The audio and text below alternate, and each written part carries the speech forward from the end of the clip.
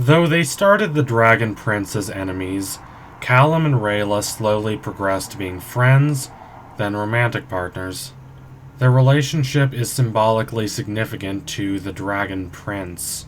This is a series about prejudice splitting apart humans from elves.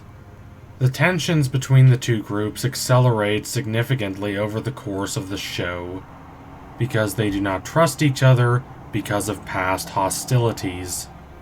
Again and again, the Dragon Prince asserts that the cycle of violence does not have to continue, that there can be peace between humans and elves, that the two groups can set aside their histories of warfare and come together to make a better world.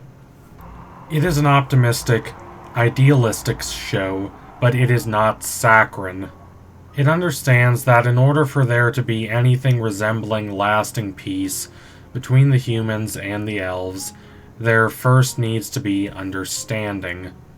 The relationship between Callum and Rayla in this show is a microcosm of the relationship between human society and elven society.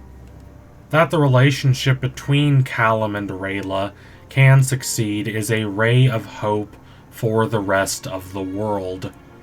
In another video, I reviewed why Callum loves Rayla, focusing on how she allows him to finally have confidence in himself and to finally see himself outside the lens of being just this step prince, just this talentless, awkward teenager who lucked his way into being royalty. The reasons why Rayla loves Callum are similar, but not exactly the same. For Rayla, I'd argue that what draws her to Callum is the fantasy of understanding and being understood. I say fantasy because this is what it is to Rayla for most of her life.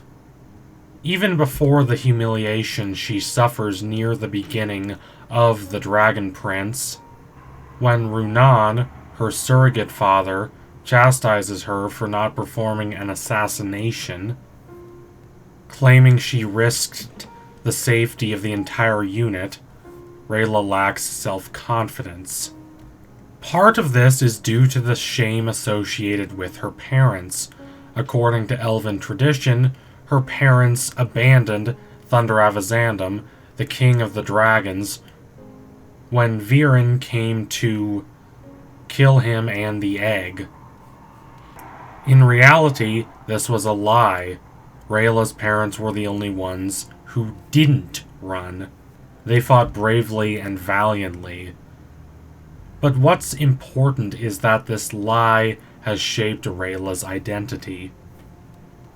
It determined what the others thought of her, and it influenced what she thought about herself. The others never gave her the benefit of the doubt. They never tried to understand her.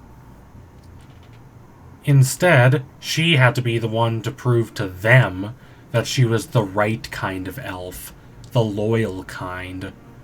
The kind that does what she is told and does not interfere with the elven stance toward humanity, which is complete and utter dismissal. To put it more bluntly, she is guilty until proven innocent. This is a terrible burden to have on one's shoulders, and it is significantly worse because it is likely not the only significant pressure she has faced these years. I'd love to know more about her relationship with her parents. While I don't think they were bad people, it's reasonable to assume they treated her like Runan did, with severity and discipline. It seems to be the elven warrior way. I'm not saying they don't love her. I'm sure they do. But that is the only kind of love Rayla recognizes. How many people in her life do you think have smiled at her? How many people do you think have complimented her and said they're proud of her, and said that she should be proud of herself? I reckon not many.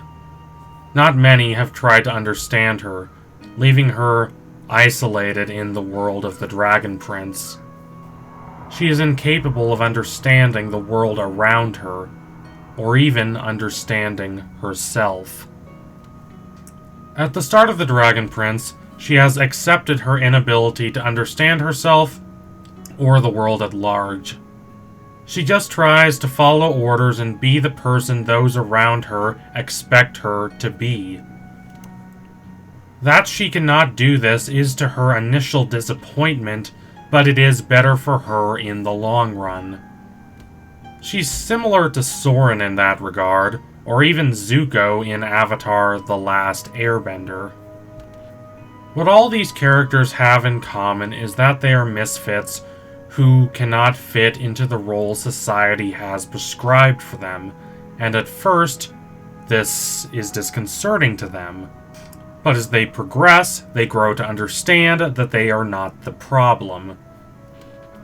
Society and its roles are the problem. These characters manage to free themselves, inwardly as well as outwardly, from the mores of their society, and create their own roles that fit them better, roles that allow them to become people they can be proud of. But in order for Rayla to do this, she needs someone to understand her, and for her, this person is Callum. Rayla is not used to thinking about herself. Selflessness is ostensibly a heroic trait, but when taken to an extreme, it can lead someone to not really think about their own problems. One must help oneself before one can really help others, and Rayla cannot really help herself at the start of The Dragon Prince. She doesn't really know who she is. She knows the different roles she is expected to play, to Runan, to her parents, to society at large, but she's never really considered who Rayla is to Rayla. Callum changes that. In Season 1, she was gruff and bitter, but Callum tried to understand her anyway. He saw through the facade she projected to the world, and in doing so, he saw her, the real, honest her. And it turned out she was not entirely unlike him. They were both lonely and scared, and they both yearned for so much more. They secretly wanted a better world, but they were afraid to admit that to each other or even to themselves, because they were afraid that the world couldn't be made better. That if it did change, it would not change in a way that benefited them. For the first time in her life, Rayla was understood, not because she tried desperately to fit herself into a mold, but because she managed to disassociate from that mold. Because she cared about other people and wanted to help them. Aside from Athari, the figures surrounding her growing up were always warriors like Runan or her parents. But Callum is not like that. Yet he has his own strength, even if he is awkward and a dork, and even if he's more skilled with a pen than a sword. It is a model of strength that is more emotional and intellectual than physical.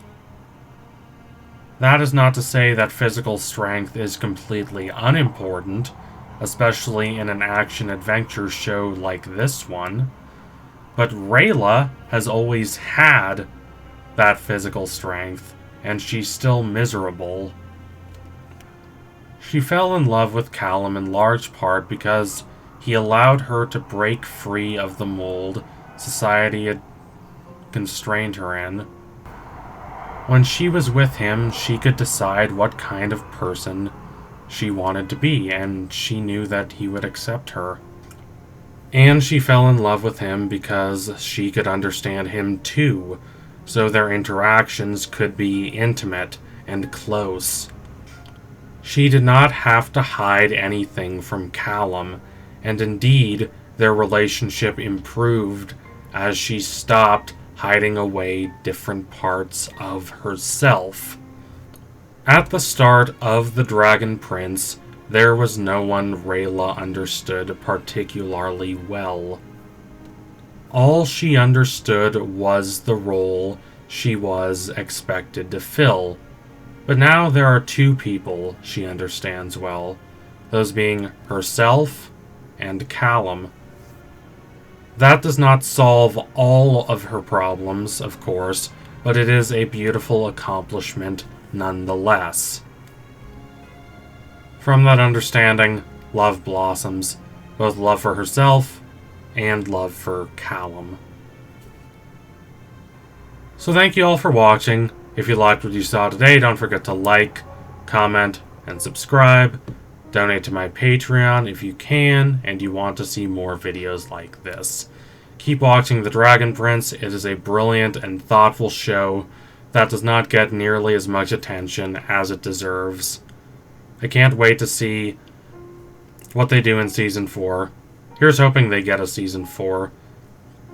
Maybe watch the show a few more times to help convince Netflix to renew it. Anyway, tune in soon for my next analysis. It will be coming soon. Thank you all again. Adios, comrades.